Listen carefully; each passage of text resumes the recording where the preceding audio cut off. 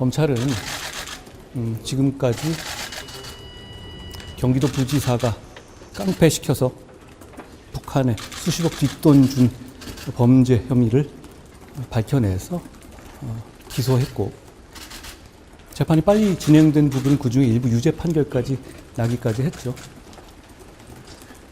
지금 현재는 이재명 경기지사 등 추가 관련자가 있는지에 대해서 수사 중입니다. 당연한 수순 아니겠습니까?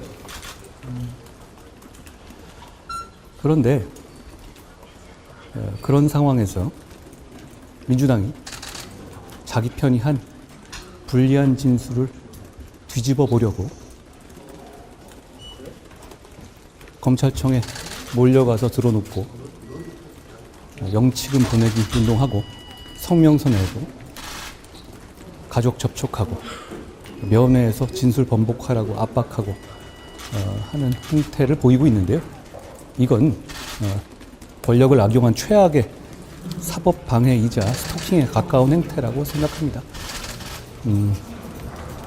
대한민국 역사상 다수당이 자기 편이 한 진술을 뒤집어 보려고 이렇게 장외에서 무력 시위하는 걸 제가 본 적이 없습니다.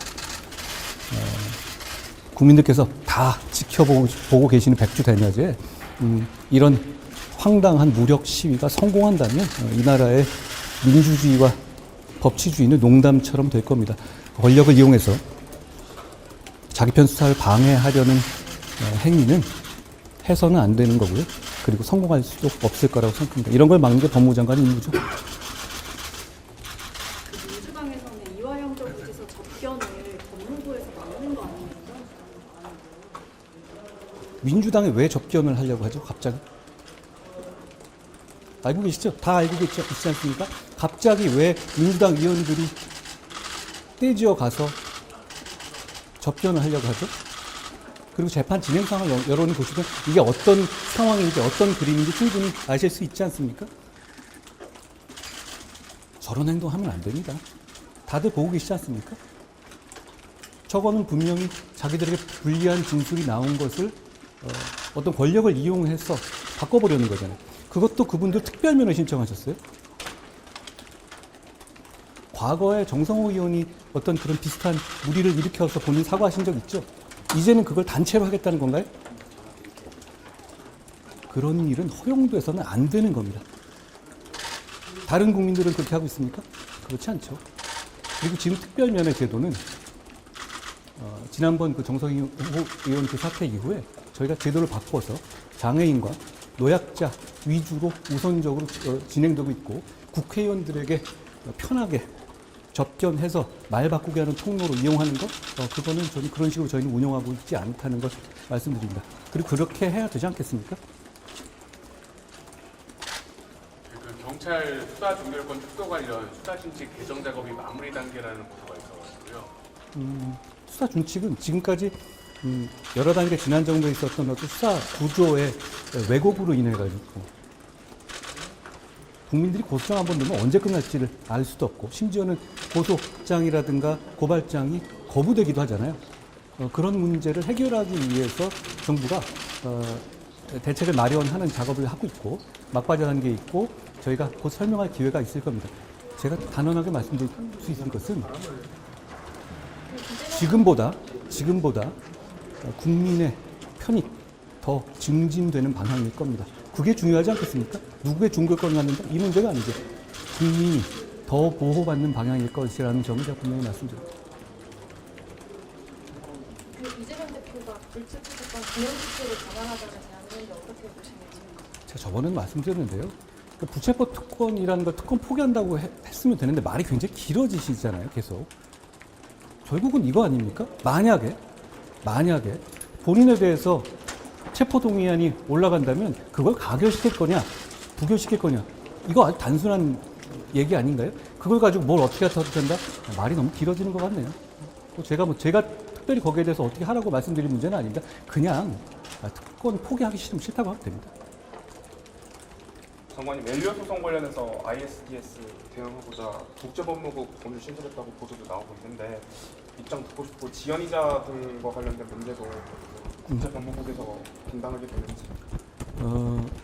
제가 그동안에 롤스타하고 몇 가지 ISS 소송을 이어받아서 수행하고 있는데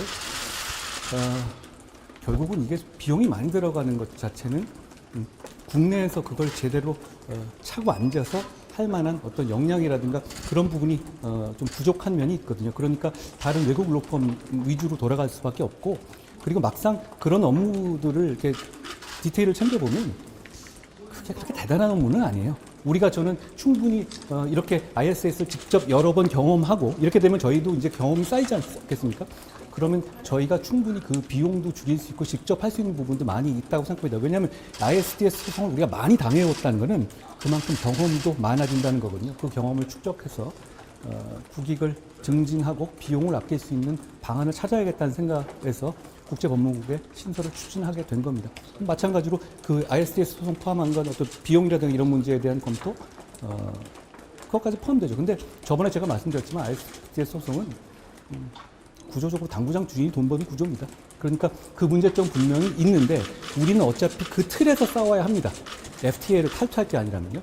그렇기 때문에 그 안에서 조금이나마 국익을 증진할 수 있는 방안을 찾기 위해서 국제법무국을 만들게 됐다라는 말씀드립니다.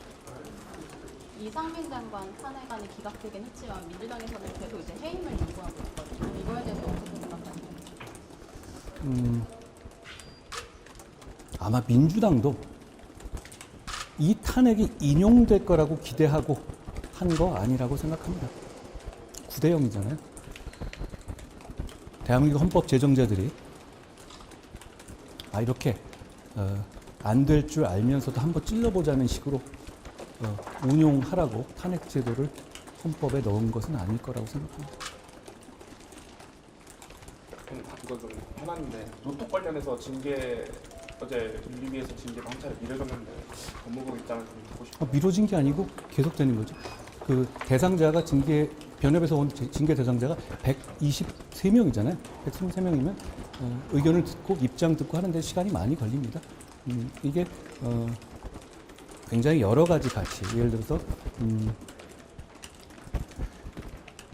이 법률 소비자의 사법 접근권을 제고한다는 측면, 그리고 변호사 시장의 어떤 공공성을 유지한다는 측면, 여러 가지 가치들이 대립하는 부분입니다.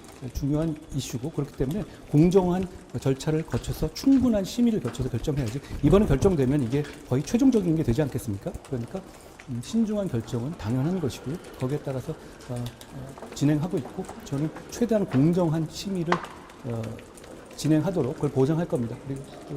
그리고 잘 아시겠지만 이 심의는 법무부 장관에 대해서 어떻게 레커멘데이션을 주는 심의가 아니거든요. 거기에 제가 기속되게 되어 있습니다. 그러니까 그 심의 결과가 굉장히 중요하죠. 다른 심의들은 보통 그거를 장관이 뒤집을 수 있거든요. 이 심의는 규정상 그렇지 않습니다. 그렇기 때문에 심의 과정이 대단히 중요하죠. 이 심의가 공정하게 진행되는데 그걸 보장하기 위해서 제가 할 일을 다 하겠습니다. 더 있으시면 해도 됩니다.